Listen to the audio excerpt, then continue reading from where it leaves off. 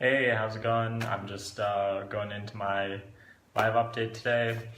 I'm kind of developing this concept, trying to post something every day, and I took some notes today, what I want to talk about. And just, yeah, a little intro is that I am not just going to be talking about the school building projects, but that is a big, major project of the rest of 2017 and going into 2018. So I was pretty excited to talk about that, but I think I was going a little bit too much into detail. So instead, I just want to bring up whatever important subjects of the moment. And I was also doing some stuff like recording random TV, like talk shows and stuff like that.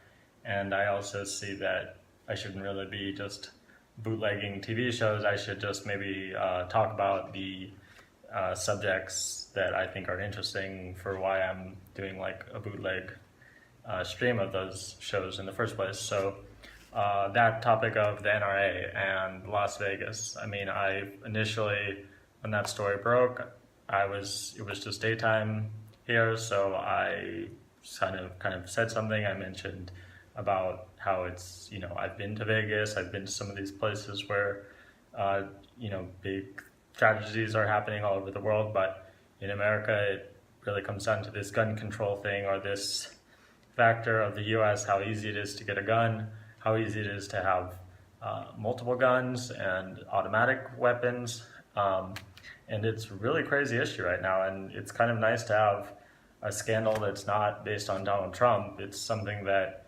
is just a big thing that is, yeah, one of the biggest issues I can see is like this corrupt influence of the NRA, the National Rifle Association, to different political parties. And so it's a really powerful time right now to be checking out some of this commentary on, as I said, these talk shows like The Daily Show with Trevor Noah and Colbert.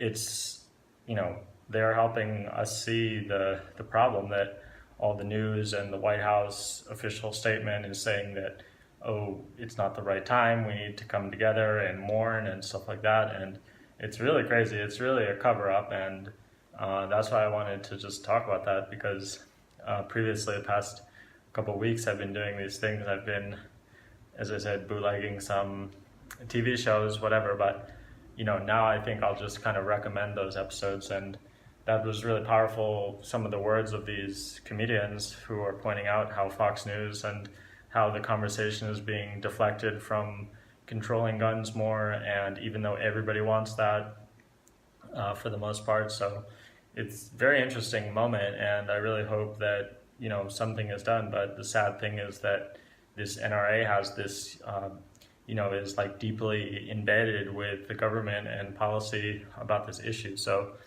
I just kind of hope that we kind of come together in this issue in America to solve gun violence, or basically it comes down to this, like taking, making it harder to get guns, and also like checking on people that have too many guns, like kind of doing an assessment, accounting for all the guns we have, and try to see who is like storing kind of these type of violent sort of collections of weapons, which is really kind of, yeah, not necessary. And I think it's important too, because there was a guest on this Trevor Noah on The Daily Show, and he was some politician who was like really trying to support these changes that need to happen.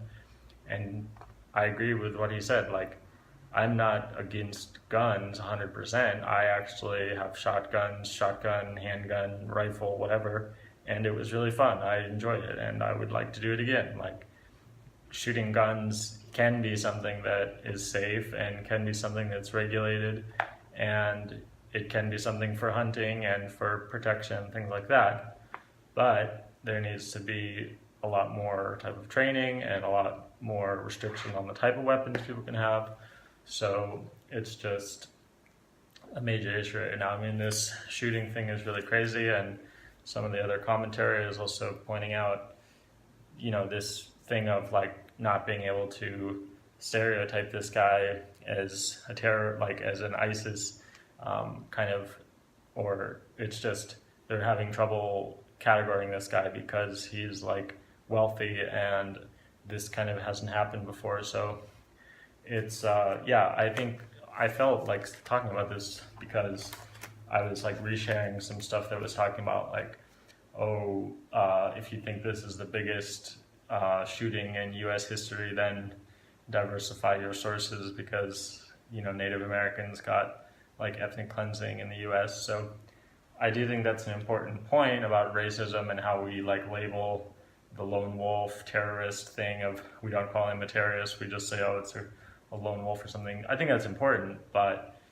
really the main issue is not that. The real issue is this gun control, and because yeah, it's just we can see that there's terrorism happening all over the world by different types of people, but in America it's very easy to do these kind of mass killings by these weapons that can kill more people than what's happening in other countries.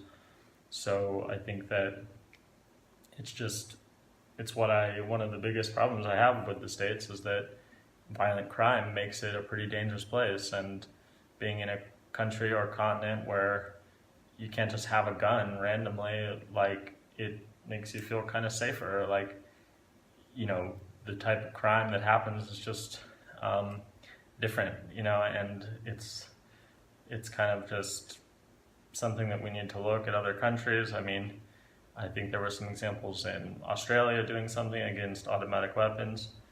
So yeah, so that was some of the main points. Just gonna check my notes. Yeah, so what else is new? Yeah, that's pretty much what I wanted to say about guns and NRA in America. And then other stuff, just to change the subject, I noticed there's some interesting changes on Facebook, like these there's a button for like videos, and I find this interesting because Facebook has said recently that they're going more against YouTube, and it's just interesting to see this push starting of having like a button itself for watching videos, because Facebook was saying that they're going to be producing their own exclusive content. So it's relevant to this kind of series that I'm doing of live videos, because Facebook is trying to make video the focus of the platform. So that was pretty interesting. And then the other thing is that there was a Facebook page, and you can actually edit the pictures to reshare, like a kind of remix sort of feature where you can add the emoji or drawing or text to someone else's photo and then share it, or put it in like the Snapchat type of clone that we have seen come out on Instagram and Facebook recently, which just copies like the ephemeral, like 24-hour type of post. So, that's interesting changes to see for content creators and anybody working in media. I think I'm curious to see how that will be used for, I don't know, how brands and how private, I saw it on a Facebook page, so I'm not sure if it is something for businesses or if it's going to be rolling out to private photos too. But I mean, personally, I'm a little surprised, because like if I post a picture, my first response would be that I don't want someone just to make a change to it, or maybe not even make a change to it and just share it themselves as if they took it themselves or something like that. So it's an interesting change, but I support this sort of remix and anti-copyright type of movements in digital media. So that's why it's kind of an exciting change.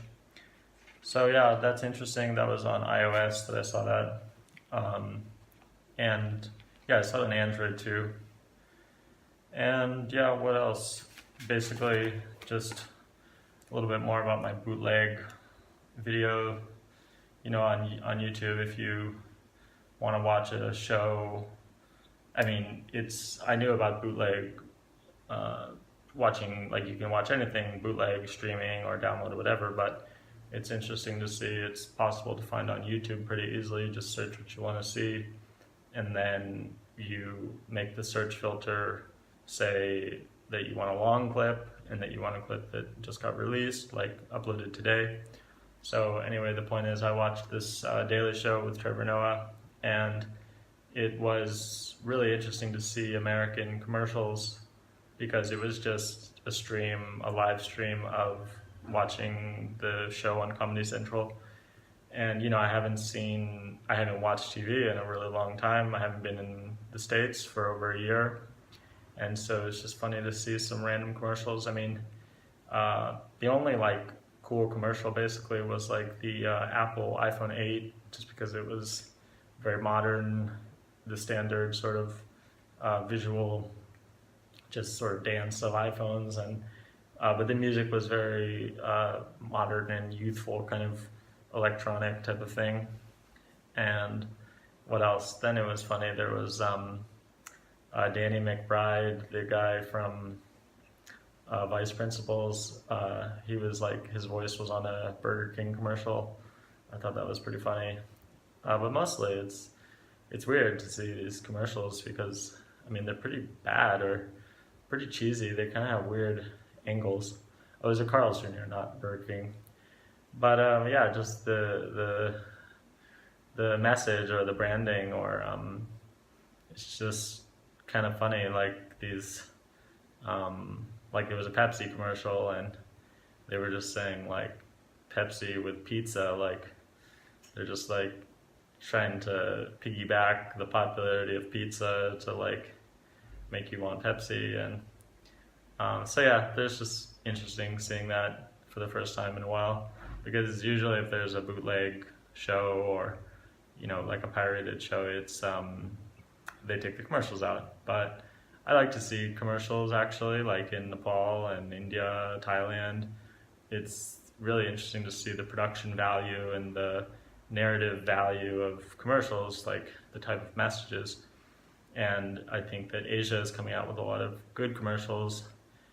And this isn't the normal type of opinion, but for me as a filmmaker and someone, I've worked making commercials before, so it's good for me to see that type of pop culture or just that trend of advertising, how it's going, because I think that I need to improve my deep understanding of advertising and marketing, but I do feel inspired to continue to make like content for commercials, for YouTube videos, whatever, because I want to use filmmaking in different ways, not just documentary, which I've mostly focused on, but I want to do it as a profession. And so that means making commercials, with photos and with video. So that's why I wanted to discuss some of the current events, what's going on in the news right now, and